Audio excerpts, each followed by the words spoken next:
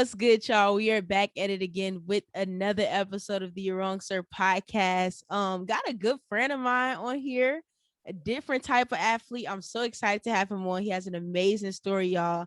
We got a lot to talk about. So I welcome to the podcast, Justin Stuckey. Hey, what's going on, everybody? I'm glad to be here. Glad to be on. You ready? Okay, Yeah, we ready. gotta tell them this is what's this? This is second attempt, and then No, this is third attempt. This is third attempt. Okay, Yeah. so first podcast, Stuckey Connection was trash. Yeah. Bad Next connection. one, what My voice happened? You were is gone. sick. Yeah, my voice is gone for the second one, but now we're on the third one. Third time's a charm, so we good. We here 3 times the charm. So I'm just really excited, y'all. This is gonna be amazing, super insightful. But just to give y'all a little background on this amazing individual, because I'm hyping him up a little. I gotta keep hyping him up. So, track and field athlete at Sanford, high jumper, a 2-time NCAA All-American, 3-time overall conference champ, currently conference record holder at your school. Yep. And then my boy was just at his first Olympic Trials appearance. So super proud of you for that. Appreciate it. No problem. Nice little breakout season for sure. We're going to get into it. Yeah. He was killing it this season, y'all. Like literally just seeing from afar, like what you were doing. I mean, me and Joshua was texting each other like, Stuckey, go. Like, look at him. I'm like, this man, every meet you coming out with something new. Yeah, it was definitely a blessing. Like getting that confidence up each and every week, just coming in there. It was definitely something where it became more fun than anything. Okay, yeah, we got to talk about that too, because we got what athletes. You just seen Simone Biles dropping out the Olympics just because mental health. Like a lot of athletes going through stuff. Yeah, we're gonna talk about crazy. that. Yeah, we can dive into that. Like, let's do it. How you feel about it? So I got mixed emotions about it. You know, being at that stage, number one, like I know for me, the trials, that's a step before the Olympics. So it's pressure situation there. I can only imagine like she's the best in the world, best to ever do this. Like the pressure is definitely on, like she said, and you have to prioritize your mental health as an athlete. Cause like we have a lot of things weighing on us. We have things that normal students, normal people have. Facts. Then you add on the sports to it. And, you know, just gymnastics in general, you know, they have like that, you know, crazy little history with all the allegations and coming in. And, you know, she may have not had time to really handle that because she's at the top. She has to keep going week in and week out. And then there's the other spectrum of, I saw something on Twitter. It was like mental health is important, but so is mental toughness. Like coming in there, like having that mindset of like, I'm at the top for a reason to take everything with it. But I think this is a little different situation, you know, her being able to take a step back and be like, yo, I know I'm the best. I know I can do and win, but I need to take this right now. And then she's a team player. Like she thought about her team more than herself. And I thought that was pretty honorable as well. Yeah, I agree. I think just what she's done, even with bringing Jordan back on the team, like Jordan felt like her career was over, she wasn't doing good, and you could really tell like Simone's super inspirational as a team player. And I just think honestly, like I'm glad the conversation, like I love how what Brandon Marshall says. So we always talk about like mental health, and he usually tries to change the stigma and says like mental fitness. Like, because we do fitness with your body. How fit are you? How healthy are you? So your mental fitness. And I think that's just a really good conversation. And it's admirable, like to really pull out I mean, you got there. Like, that's what you've been trying to work for all year. And to really be at that point and be like, nah, like I can't do it, and really try to improve and work on yourself. I think that's the best thing you can ask for. I am sending her my well wishes though, and wishing her the best, because I already know like with the media coverage and all of those things, and probably feel like she let her team down a little. Like I'm definitely praying for her. They definitely have, like, the media has a way of twisting stuff. Like you see the Simone got kicked off thing. I was like, because they said it was an injury at first. So I'm like, dang, Simone had an injury. I'm tweeting that. And then 2 hours later, they come out. She's like, no, it was my mental health. And I'm like, what?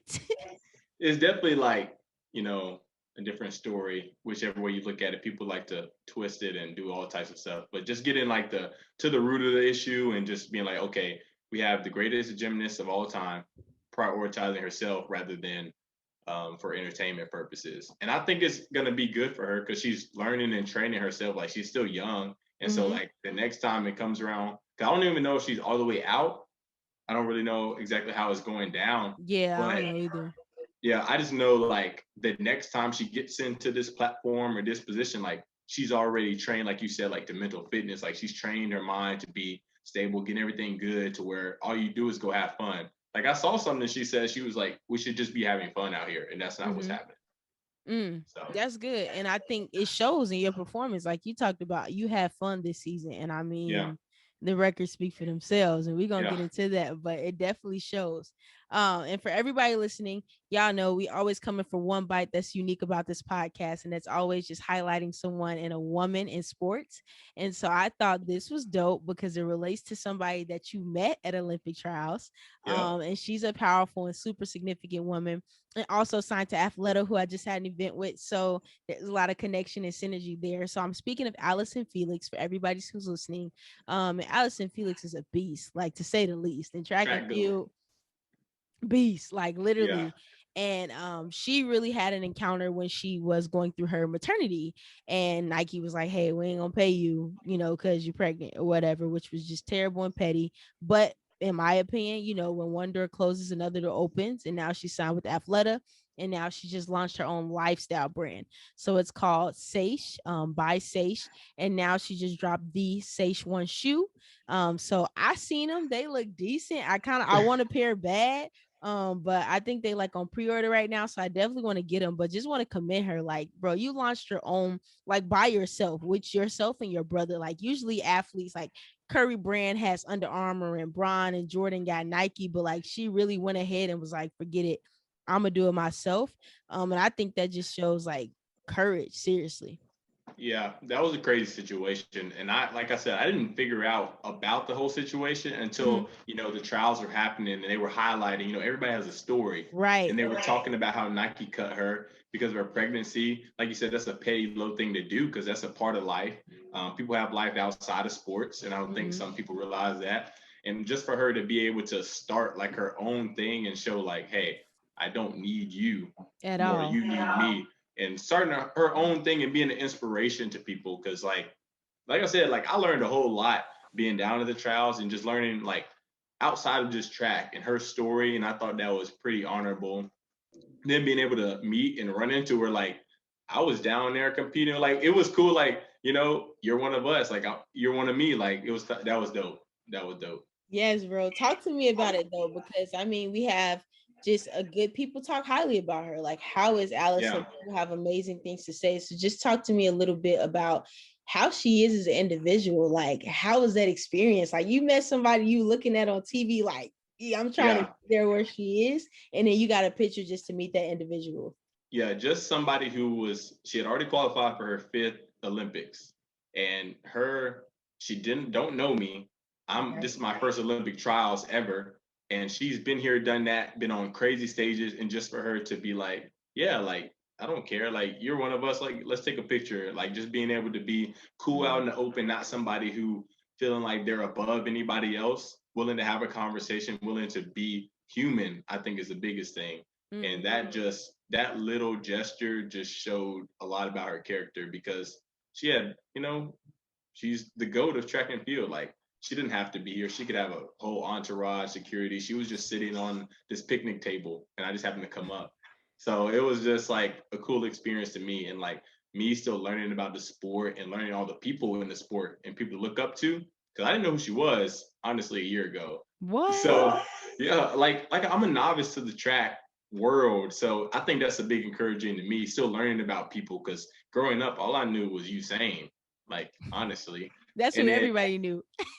yeah, coming out of high school, I knew Sydney McLaughlin, and that was about it. But just learning the history of the sport like I do, like basketball or football, has really been enlightening to me. And getting to meet somebody who's like, hey, they're not coming back to here, so this is your only chance to meet them while they're a competitor. I thought that was pretty cool. Yeah, that's amazing because she's in her little last run. And so that's Yeah, dope.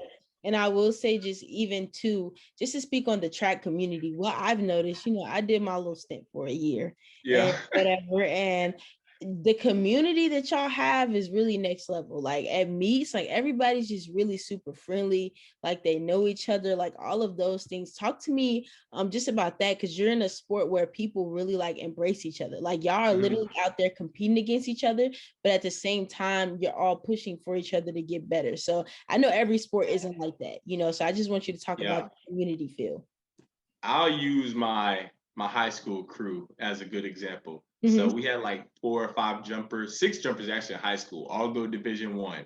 And when we come to the track meets together, we know like, hey, you're my boy. I'm pushing you. I'm rooting for you, but I'm still coming for you. Right. Like that type of mentality. Like everybody wants to see everybody excel and achieve. Like even at the trials, like it was people like that. Like for me, I had, like I said, my worst competition of the season, but I had guys who won and were in there still talking to me, like cheering for me or like, hey, giving me words of encouragement. I had guys like at nationals, I'm going against, like I'm trying to beat them, but like, hey, bro, you got this. Like, just take your time and do what you have to do. So it's definitely close knit in the track community, even event by event. Like you can have a thrower like hype for a sprinter and vice versa. Like, you know, encouraging, but understanding like everybody knows like track is a very hard sport to do in general.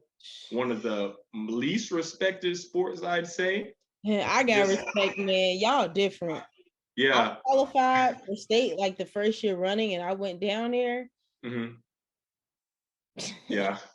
I was like, these people different. Like, what's going on? Because you got like majority of track athletes now, they played all those sports in high school, like other sports, and just it's just literally like at that point just raw athleticism or talent, and you just crafting that. And so that's why I really like track and think it's a, like you said, it's a close knit community just on all levels, honestly. Yeah, let's get into it. First of all, let's backtrack a little bit, right? So I started off like, this is a good friend of mine, like me and Stucky are always in contact. Let's just talk to them about how we met, right? And so during this time, I don't even think I knew you were a track athlete. So we signed. Yeah, you weren't, right? No, you didn't know I was a track athlete, because I remember when we were doing the class that we were in, you were like, yeah, none of us are athletes, none of us are trying to go to next. We're trying to be agents. I was like, wait a minute. I was like, I'm trying to be agent, but I was like, I do college athletics. I didn't even know. I didn't know anybody was an athlete in there. And so we were all in the class together. So I currently work for Joshua Grady for GSA and Grady Media, Grady Sports Agency. And he had an Agent Academy class. And somebody randomly sent it to me, and Mariah Bird. She was actually in our class too. Mariah sent it to me. And she was just like, hey, I know you interested in this. Like, you should sign up. And I'm like, $100? Like, that ain't bad. Like, 8 weeks. Just do 8 weeks, $100. And I'm like, forget it. Like, it's easy money. And hopefully I'll learn something, because I was trying to figure out, do I want to be an agent? Do I not? Like, what do I want to do? And the class was remarkable, but I will say, like, the connections that came after, like, me and Mariah are close. Me and you always communicate. Me and Madison are close. Like, all of those people, like, we definitely keep in touch with. But I just want you to talk about that experience for you, because as an athlete, a lot of people tend to underestimate that you're more than an athlete. And it'll be like, why are you in this class? Like, you got things to focus on. So talk to me about, like, why did you take that class, and just what was that significance to you? Okay, so for me, obviously we were in a global pandemic. Nobody really knew what was going on. Got sent home from school. That was time for me to get healthy. I got like things done on my knee, so I was down. So I was taking an accounting class, and I had already known about Joshua and that he was an agent. I was kind of interested. So one of my teammates actually did an internship for him. And I was like, hey, Warren, like, tell that agent to respond to me. And then I was like, I'm interested, like, how is it? And then he told me he was going to put out the Asian Academy. And I was like, okay, I'll sign up. So sign up. And like I said, it was something to get away from track and just sports in general, because I couldn't do it. Like, I was down, and it was like a recovery mode. So I get on there every day, and I just learn. Like, it was all of us. And I was like, I didn't know anybody in there. So I'm just learning, like, with y'all. I was sitting up there like, shoot, do they know what's going on too? Just taking, like, I was taking in-depth notes and just learning. And it just gave me a time to really dwindle down and be like, okay, this is what I want to do. And then the connections that came from it, like you said, like me, you, and Josh were like really close now. And it was just kind of weird. Like after the class was done, it was kind of like done for a minute, but then everybody just kind of like kept up with each other. Like you would still reach out or comment on something, he'd still reach out and comment on something, and just vice versa. Then seeing like all of us do our own things, kind of like, okay, bro, like let's go. It's kind of like we talked about the track community, like everybody's doing their own thing, but we're all cheering for each other. And then it just kind of like, we'll get to this later, but it just kind of like all came back together. Yeah. So Literally all came back together. And I will say just encouragement for those out there, because some people want to get into sports, like who are listening to the podcast. What I will say, like, networking is one thing, but building a genuine relationship is the key. Like, you can say you've connected with somebody or said, hey, how you doing? Whatever. Okay, cool. But like building genuine relationships, like I can text Madison anytime and she can ask me for something, or you can ask me for advice about a YouTube video, or I work for Josh and I mean, he blows my phone up 24/7. Like, you talk 24/7. And so like, little things like that, when you build genuine relationships, like we're really all here to help each other. And it's crazy to see our progress, because all of us literally came from doing nothing like in sports, and like now everybody's social media 10 times better, and everybody has like 10 times more things that they doing. Grady Media and GSA, I mean, the class is more money now. Like we gotta we gotta steal. We were the intro. We were the first ever, so we can take that one to the bank. We were the first ever. But it's definitely grown. Like I remember at the end, he was like, "All right, so what y'all think about the class? Do y'all think it was worth $100?" We're like, "Hey man, the class is great, but you need to up that price, like just for you. Like don't, we were cool paying $100, but you need to up that class." And it was definitely something that was supposed to happen. I'd say, like building those genuine relationships. Like who would have known? Like we all are in different locations, getting connected on the Zoom. That was all we knew during Rona time. And then having to have great relationships after that was really good. So it was more than just about being trying to become an agent or anything. I agree, man. I totally agree. And let's just chop it up. We talked about how we met. Let's get back into sports, because I know we started off with that. Track and field. Like a lot of Black people are in track and field, but everybody ain't typically gonna be no high jumper. Like the ideal thing is to be a sprinter and be running. So talk to me like about when track and field became of interest to you, and then why high jump? Like, Yeah.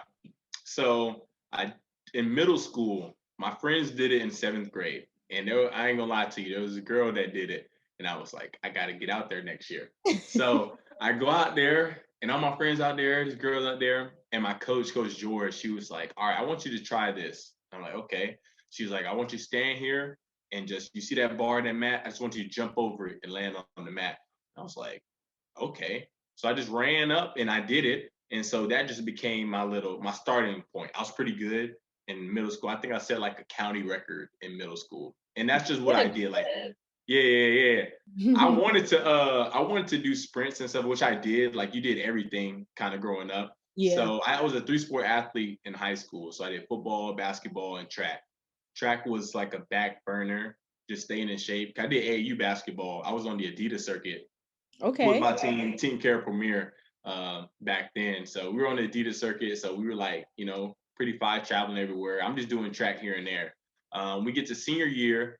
Actually, I'm back up. My junior year, I'm at the state meet. I lose into this guy who's in the Olympics now, Javon Harrison. And that's my boy. He went to LSU. And so I was so sick after that. I was like, I'm not losing. So I go to my senior year, get there. I set the school record. I jumped 6'10", win the state championship.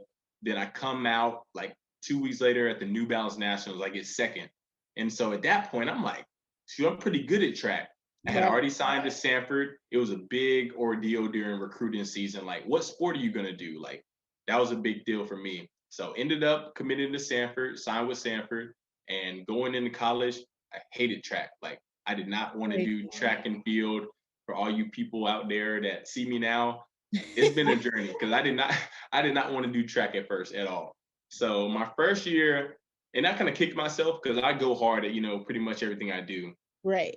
I was there, but I wasn't like present, like mentally, like my freshman year. Like I'd go out there and compete, but that was just the bare minimum type. So, and then after freshman year is when I really figured out this is what I want to do. honestly, after my freshman year. Okay.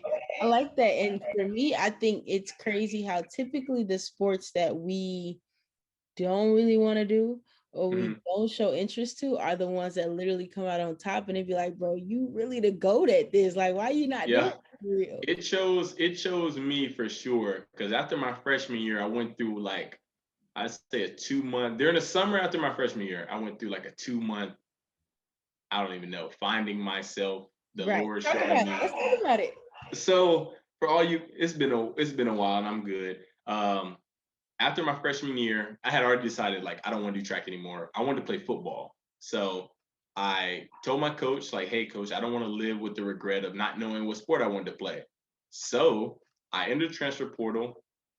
I started working out 3 times a day. Went to all these camps, and I'm not gonna lie, I was killing them. Like I was going stupid out there. I played receiver. Ended up, I had a few offers, a lot of interest. Ended up committing to Troy University in Alabama. Get down there. I'm in fall camp. Fall camp was challenging, but it was going good. And I remember I was in my apartment one night, and the Lord was just like, "Yo, you worked hard for this. Hmm. This is something you could do, but this isn't what you're supposed to do." And I was like, "Wait a minute!" Like I didn't my parents weren't necessarily on board with it all. Like I worked out all these days, then like left my school, came to this school, got an apartment, everything. And so I called my granddad that night and just told him, and it was just kind of like, all right, let's go home. So I was in like a month of just kind of like, what am I gonna do now? Like I don't know what I'm supposed to be doing at this point. So my Sanford coach let me come back, Wait, go let me into stop you right there. yeah, Before we even get that far, when you got back to Sanford, there are a lot of people who may want to be wanting to be more spiritual. yeah. Faith is important to them, and a lot of people sometimes have questions, right? And Hmm. sometimes, in my opinion, it's not so easy to walk by faith and not by sight. And Yeah. so you said that you got a calling. Explain to me, what does that mean? Like, what is that? A personal intuition for you? Or how do you know, like, hey, this is God telling me this right here, this ain't for you? Yeah, so it comes in many shapes and forms for sure. To me, it was kind of like that still voice, kind of like in the back of your head, where someone's talking to you. You may not want to listen to it, but kind of like that's what's supposed to be happening. So I was in my apartment and I was kind of like pacing around because we had a long day, but I was like, why am I up? Like I need to be going to sleep. I got to get up the next day, which I end up going the next day. And it was just kind of like, am I supposed to be doing it? I started questioning myself, and I was like, bro, don't question yourself now, because questioning yourself isn't good, and you don't want to second guess. But it wasn't really like that. It was just kind of like, hey, like I don't even know how to explain it. It was one of the most like I'm very faith based, and have a great relationship with the Lord and um, in depth in the Word. It's just one of those things I've never really experienced, and it was just kind of like, hey, that's not my plan for you. And this is how I knew it was like the Lord talking to me. I Mm. texted my pastor and I texted this one girl that I used to be really cool with in high school. And they both sent me the same Bible verse in different like text messages. And I Mm. was like, that's crazy. And it was Jeremiah 29:11 when he was like, I have the plans, like, for I know the plans for you to prosper you, not to harm you type. And I was just like, that's crazy. Right. So I was like, that definitely had like a confirmation to it. And I knew it was God then and not just me just kind of like, maybe being nervous or scared or anything. And so the next day I went to my coach, Mhm. who's now the receiver coach at Auburn. We're still tight, which I'm glad and thankful for. And he didn't understand at the time at all. And I was like, hey coach, I like wouldn't either. I would be pissed too. I'm a coach. Like, where you going? yeah, and I know I was like, he just put a lot of, faith in me because he saw me at the camp and he was like, let's go. And so I told him like, hey, like I gotta go home. That's basically all I said. Like I gotta go home. I don't feel like this is the Lord's plan for me. And it was like, I kind of told him like, hope you understand. He was like, I don't really understand. He was like, but it's cool. I told him I didn't want to burn no bridges. And now I'm pretty sure he understands kind of Yeah. like, the route I'm on. So that's how it was when like how the Lord spoke to me then. But Mhm. yeah. I like that. Yes. And I think I love that story because you told this on the phone with me and Joshua, but before then, I've known you for a year, and I've never heard that before. I didn't even know that Yeah. you were 3-sport athlete and all of those things. So that was really interesting to me. And just I just think it's good encouragement, because a lot of athletes go through that period of not knowing what to do and what not to do. Like, even when I had the interview with Asia Evans recently, she talked about, hey, even after I went to the Olympics, I decided to retire from the sport. Like, what? And it's just those things where it's just like something's telling you, like, hey, at this moment in your life, like, maybe you need to venture off, or maybe you need to circle back around to what you thought wasn't for you, because that's what God is calling you to do. So I think that's just super remarkable. And we're going to talk about something. So I know, like, even one of your values is being faithful. The significance of the 2021 season, indoor and outdoor, for you was massive. Like you said, stock went up this year. Like, Justin Stuckey, his name means so much more just in your community, and most importantly in the track and field arena, right? In your bio, we got Mark 11:24, and it says, therefore I tell you, whatever you ask for in prayer, believe that you received it and it'll be yours. And I just think this relates a lot to your journey right now, but I want you to break down that scripture just in your opinion and why that's so important to you, and then we'll move about everything else. Yeah, so this is kind of like where the scripture is very important, because people can twist the scripture. And I would say I kind of twisted it when I was trying to pursue football. I was like, yo, Lord, I want to play football. You say if I pray for it, I believe I'm going to have it. That's what I'm going to have. And it was kind of a thing, like, if you keep reading down the next couple of verses, it basically tells you, like, if you don't receive it, you have to correlate it to God's plan with you. Like, don't really twist it. So for me, this season was definitely, like you said, like, breakout. It was very, like, took a lot of faith. Like, I started out the year. So my longtime AAU coach, I told you I played AAU, he passed away from COVID in December. And so during that time, I was hurt, sad. I was going back to our old text messages, and I saw when I texted him in August, he was like, "How you doing?" and everything. And I was like, "Yeah, I'm gearing up for the season. Like, I'm looking for All-American season." And last thing he told me during that conversation was like, "I'm sure you're gonna get it. Like, I know you're gonna get it." And so a lot of pressure was on, like, coming out of the gate. First meet of the season, terrible. Like, in comparison, what I did, like, it was bad. And so a lot of pressure. I was just like trying so hard.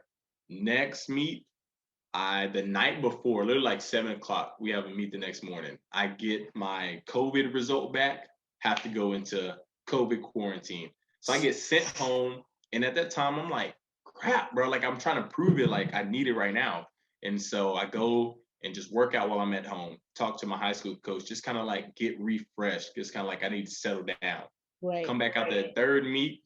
I jumped pretty well, like a half an inch under my PR. I'm like, okay, I'm getting back in gear. The next meet, I jumped 7 feet. And this is probably like one of the things that people don't know as well. I jumped 7 feet for the first time this year, like in February. So that's what a lot of people don't know. So I jumped 7 feet for the first time ever. Next meet, I'm going into our conference meet. And it's kind of like, yo, if you want to make nationals, you got to jump 7-1. I think it was 7-1.5 at the time. I wake up the morning I got to compete at conference. My coach texts me. She's like it's not going to be 216. Like, you got to go higher. And so I'm like, at that point, I was like, all right, let's make it happen. And so I get there to the track meet, and she had told me, like, I would recommend you going, bar by bar. And I was like, man, after I get the W for the team, I'm just trying to go for it. None to lose, everything to gain. That was my biggest saying of the season. So go out there, first attempt, clipped it, fell down. I was like, oh, I got this. Go up there the next time, boom, like cleared it by a mile. I was so hyped, and I like overcome with emotion. I was like, yes, like I'm going to the national championship. Like, my coach said it's gonna happen. It's gonna happen. I'm crying and stuff, just hype, overcome with emotion. More happy than anything. Right. Like, I got on the phone with my mom. I was like, I did it. I was like I know you'd be proud. Like, I did it. And so then I'm like, shoot, I'm going to nationals. Like, this is crazy. I'm going to Arkansas, catching a flight. And so I get there, and I remember people calling me. I'm the only one on my team there. People calling me like, bro, how you feel? What do you think? I'm like, bro, like, I don't even feel like I'm at a track meet. Like, I'm just kind of like here, and it was when COVID was pretty high, no fans. It was kind of different. So I was like, let me make some shake. Go out there competition day and just had a great day. I cleared 3 straight bars, set a school record, another personal record, and I finished 6th in the nation. And I'm just like, yo, this is it. You Like, different. yeah, like the indoor season definitely was a lot, culminated like my faith a lot. Patience was a big thing I was taught. And it just like, it showed for itself and it was meant to happen. And then after that, outdoor season just took it full stride, really. I got a couple quick questions because I really don't understand the technique of high jump. Like I really be going back watching your videos, like how did Yeah. you jump over the bar like 7 feet? Like what? Yeah. Talk to me just about the technique a little bit. Like what are some, or if somebody's listening and maybe they want to do high jump, or if they're just interested, like what's one key pointer to like really propelling yourself that high?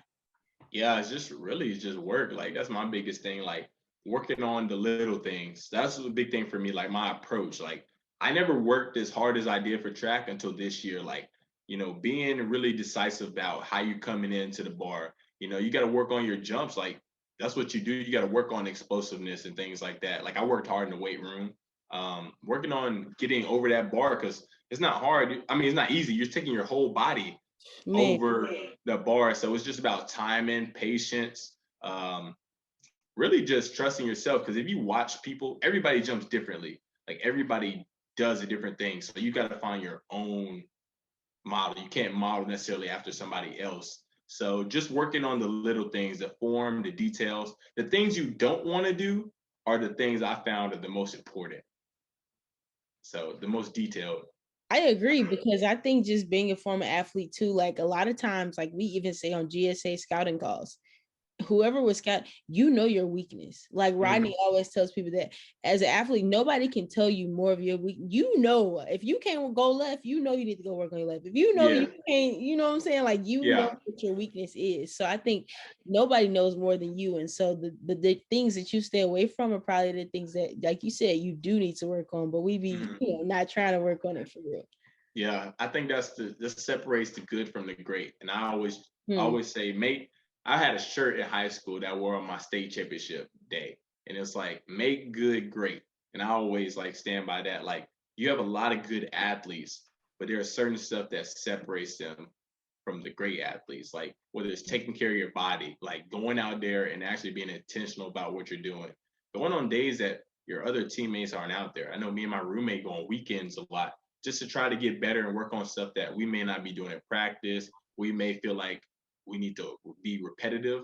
It's just work, man. Like my boy Ben, one of my good hometown friends, he says work is work, and that's really all it is to it. If you want to be at that level, everybody has a cap, everybody has a ceiling, but you can maximize that ceiling if you continue to work, and that's just the way it is. I like that. I got some good advice. Look at you, Stucky. You dropping gems. I got you. I got the bombs, man. I'm ready. I like that. And then let's move forward. So we got accolades, like I talked about. Indoor season was good. Outdoor season, you took off. What would be your advice to athletes? Going maybe off of a year where it wasn't so good, and maybe they have really big goals, just like you did. Like, hey, I'm gonna be All-American. What would be your advice to them? What's the really key thing that really set you apart from last year to this year? Short-term memory is one, because like I tell my guys that jump with me in high school that are on D1 level now, like every meet is different. So say I have a bad meet last week, that only has an effect on this week if I let it, like keeping it in the middle. Whoa, say that again. I like that one. Hold on. Wait. Like if I had short-term memory. That's like, amazing. Yeah, if I had a bad meet like last week, it's only gonna affect me if I let it or think about it. I can't dwell on it. Like you look at my indoor season, like I had a terrible first meet. I got sent home the night before the second meet. That third meet, I could let all of that affect it and take it straight down.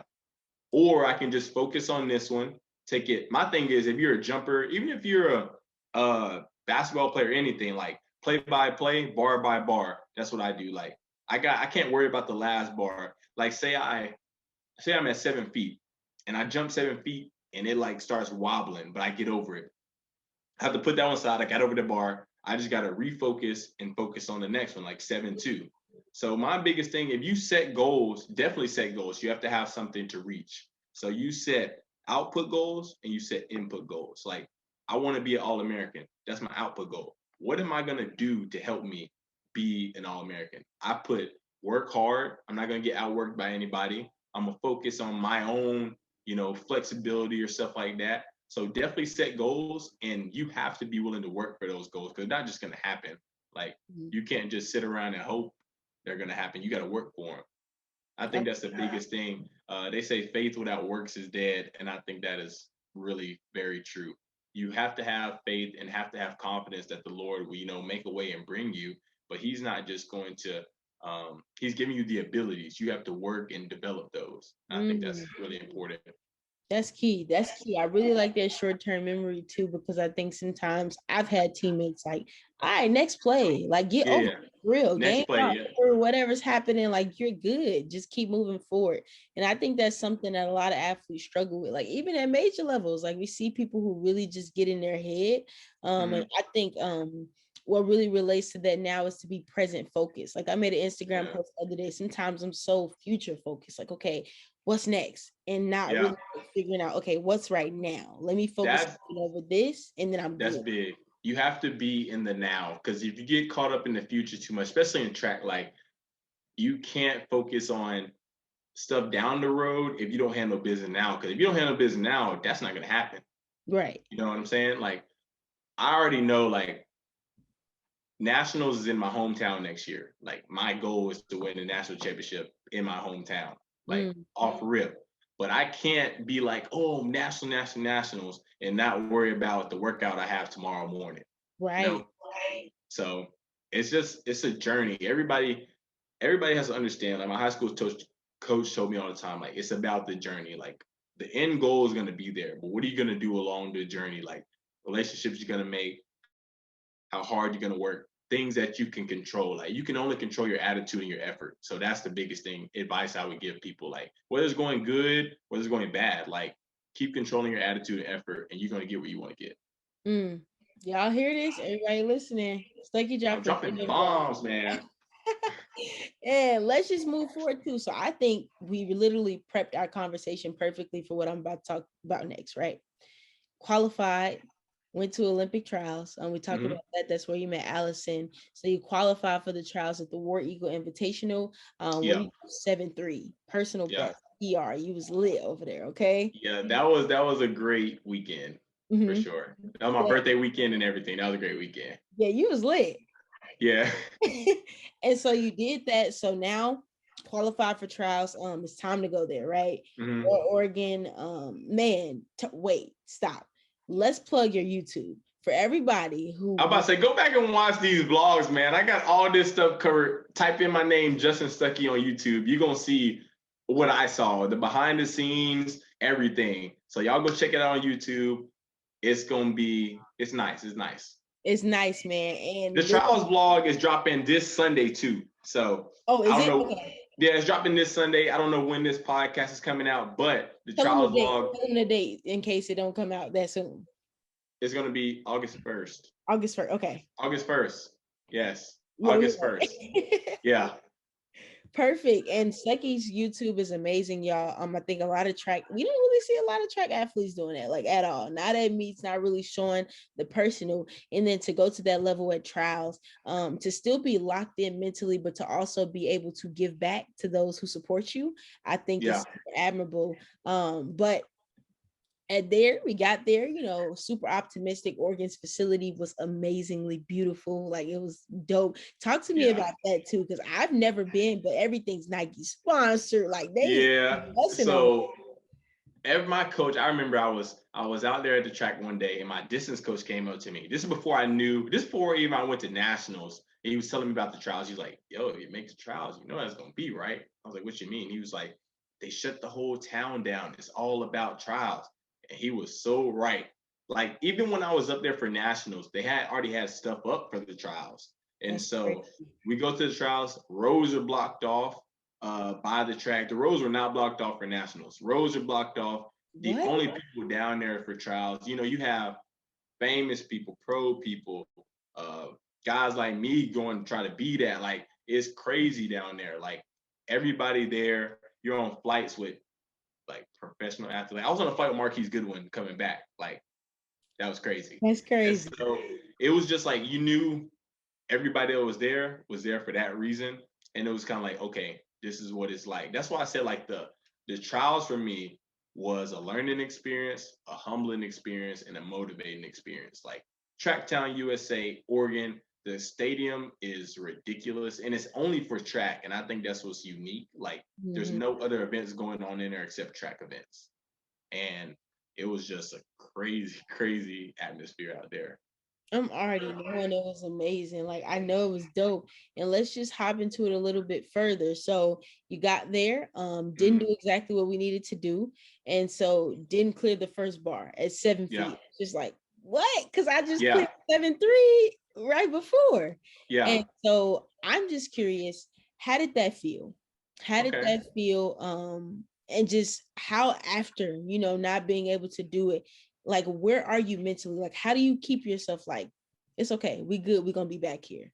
Okay. That's a level of, like I said, learning. Like, I learned everything that was there, seeing how, the other pros like prepared their bodies, how everything was going on. Humbling, like, I didn't do well. Like, that was the highest, you can take the excuse, like, that's the highest I've ever started. Like, the bar started at 7 feet. So it wasn't like a build up to it, but that's what comes with it, being at that level. So like, for me, it was like, bro, I've jumped obviously over this before. Right. Why the heck, and my family at first, I'm not gonna lie to you, at first it was terrible. Like, I looked up, I was like, man, my folks came down here, flew all the way from Alabama, like, expensive tickets, everything. Like, I'm just like, bro, I didn't do what I was supposed to do. I felt like, in a way, kind of like a letdown. But then I had to like remind myself, like, hey, bro, like, you got to look at how far you've come, in a way, and not be satisfied, because everybody know me, like, I'm not satisfied with what happened. But that's where the motivation comes in. Like, okay, I can't get that back right now. Like, I can't get that back. That's 3 years from now. So what's the next thing I can focus on? The next thing I can focus on is nationals and the worlds. So I'm like, okay, like, I can't do anything. And I had to think about it and get, like, on the vlog, y'all hear me say, like, I had to get out of my own way and kind of like enjoy, like, hey, my family's here. Let me enjoy them for a while. So I just took my time down from the phone. Like, y'all see in the vlog, like, I didn't record anything, hung out with my family and just enjoyed them.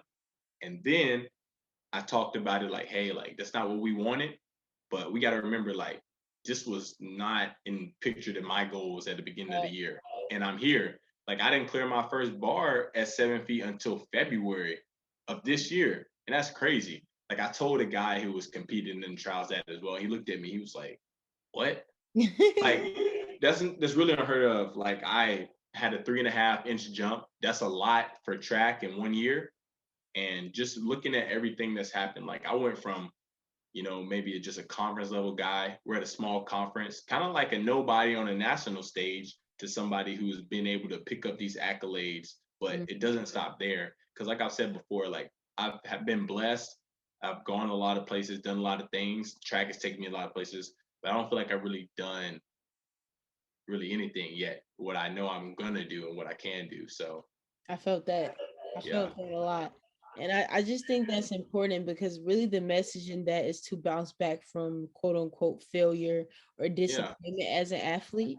The failures make the successes, honestly. Like, look at all the greats. They've had a moment where they've been down. Like, no question. yeah. Like, look at LeBron. Like, he's probably, in my opinion, he's the GOAT. But he's had a lot of finals he's lost. He's had a lot of, game-winning shots he's missed. But that type of stuff builds you to where you're prepared for when the next time comes. Yeah. I agree. That's amazing advice. And then moving forward, I'm just curious, Olympic trials too, during that time, a fellow track athlete got into a little situation publicly. And so I kind of had a podcast about this thoughts, but I just want to hear your perspective as an athlete too. Sha'Carri Richards. Yeah, that's all. That Yeah, whole situation, I mean, everybody and their mama had an opinion, and so did I. And you was on your story talking about it, and yeah, having people give their opinion. So I'm just curious, like when that news came out, like what was that moment for you? Because I think everybody was so rooting for her. So it's like, yeah. dang, like she not gonna be there. But I'm just curious, like, what were your thoughts?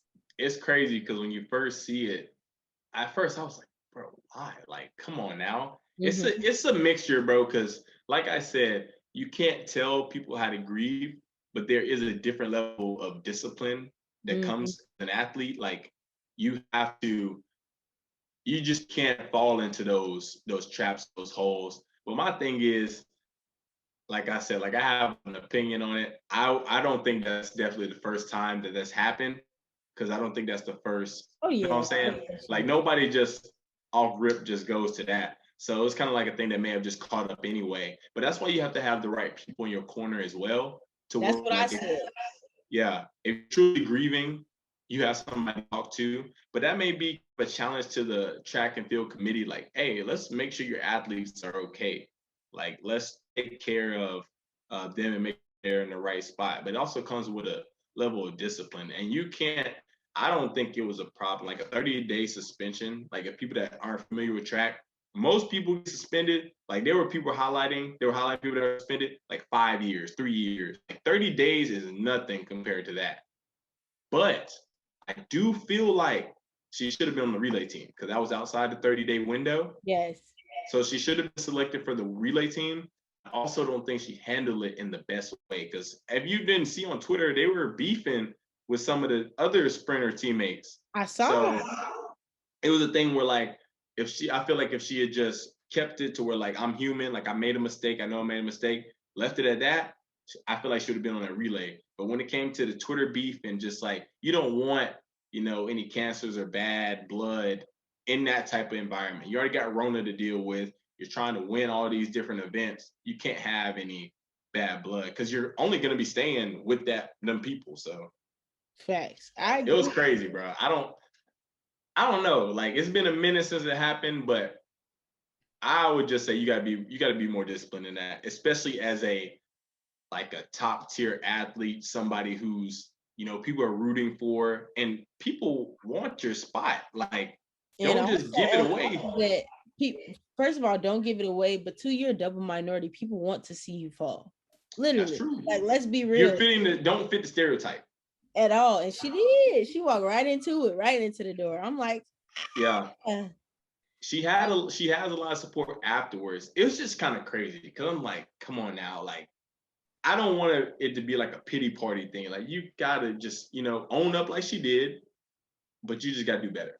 Mhm. Can't have that happen. So just bounce back, and I'm curious to see what the bounce back is gonna be like because I think she goes back next month, back up in Oregon for an Yes, event. she So we'll is. see. Yeah, Okay, we'll see. I'm excited to see how she's gonna perform too. And that was my thing. Like I'm on the same page as you, Stucky. Discipline.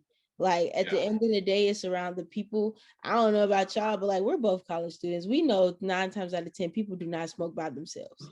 yeah. So it's just Somebody's up there. She did in Oregon too, and I yeah. know how Oregon. I could see how Oregon was operating. Like she found it something like like it's some.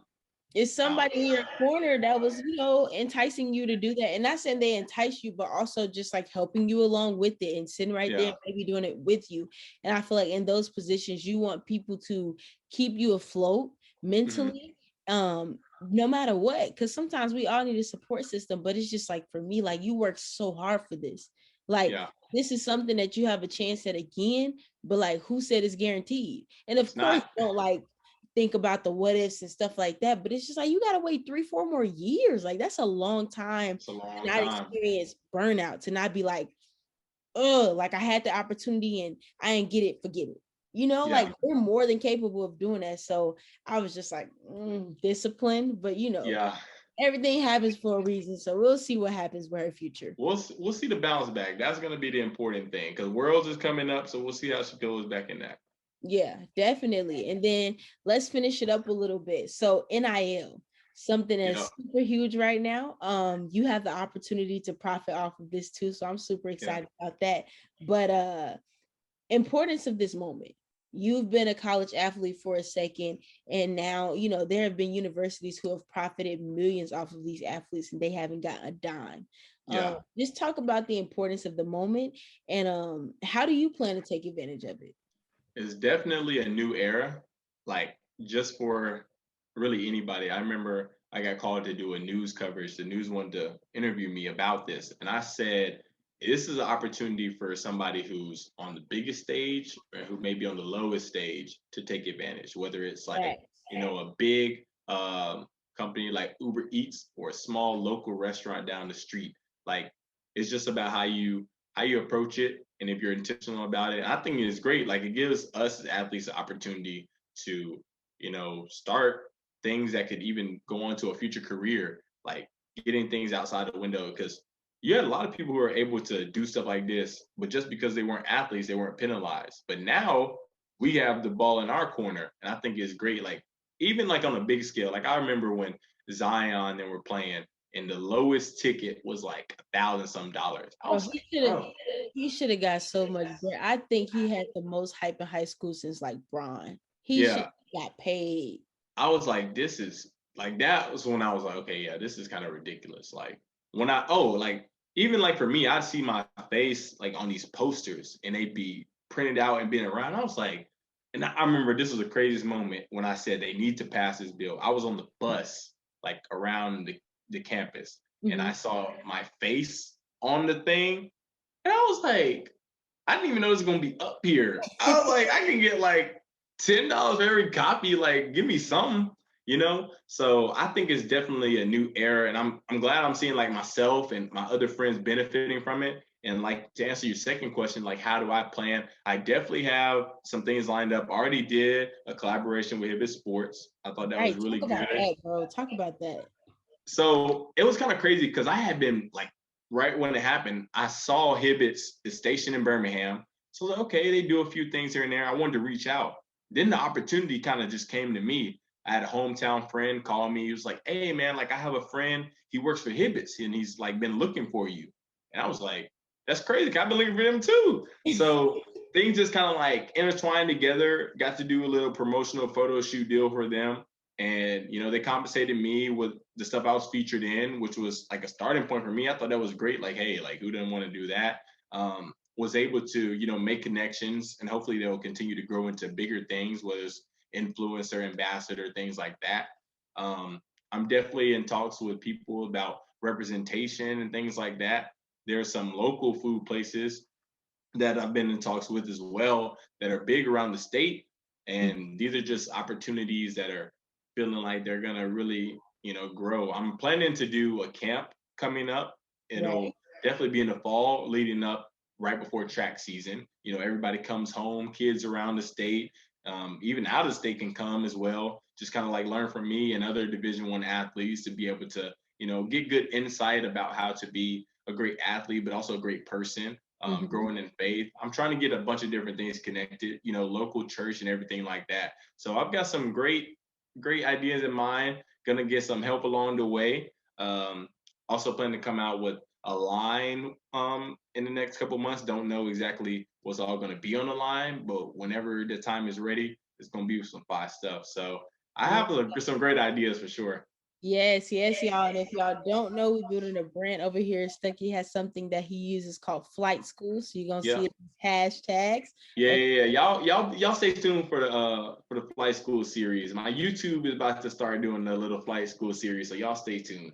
yes, yes, we ready, y'all. Go subscribe if you haven't. And then just to end it off, okay. Something that I'm starting to do now. You're on a podcast. We appreciate you for being on here. You've been super insightful, super knowledgeable. Mm-hmm. But you gotta help me get somebody in your network. Like, who would you love? Who's a perfect person in your opinion for this podcast in sports? That's in your network. That's in my network. Your network. To be on the podcast. Be on the podcast. Oh, I got a lot of people now. What Okay. sport realm you want to keep it in the track realm? You want to keep it in the Just throw out a person. Let me know who's the perfect person, who I'm gonna vibe well with, who's gonna fit my audience good. Like, let me know. mm, Hey, now we can do multiple people too. We can do that later. But give me. I got a few people. I'm gonna go ahead and throw out my boy roommate Titus Moore. He's a hurdler, NCAA athlete. He's in. I'm throwing him out there because of his TikTok group called the Mac House. 1 million followers on TikTok. Really famous out of Georgia. He's got a great personality. They're sponsored by Overtime Fits, so they're working with a clothing line as well, like you're doing, trying to figure out stuff with Athleta. He's a good guy. I can get you in touch with my boy Shelby Mckeon. He's one of the guys, you know, if you find somebody you're trying to look up to in the sport. He's also a high jumper. He's an Olympian doing his thing right now. Yeah, he's there right now. He won a national championship at Bama. He's got to be like 4 or 5 years older than me. So that's a big bro right there. Who else? I got some. Hey man, I got a lot of connects. Some football players. I got some people. Do you want to take them? Do they have to be athletes? They don't have to be. No. Trying to think. I got a lot of just influential people as well. Hey man, we'll talk, man. The podcast can get everything, man. Yeah. We're going to chop it up. So everybody that's listening, stay tuned. Y'all might see Titus on here. Y'all might see Shelby on here or some more amazing people in Stuckey's network. But Stuckey, like I said, I appreciate you, man, for gracing the podcast, getting on here, just being vulnerable, sharing your story, bro. Like we always have conversations, but really just getting on here and sharing it with the audience. For those that tuned in, go subscribe to his YouTube. If you have not left a 5-star review on the podcast or Apple Podcasts, go make that move. But we out, and I appreciate y'all. Yeah, y'all drop that. Appreciate it.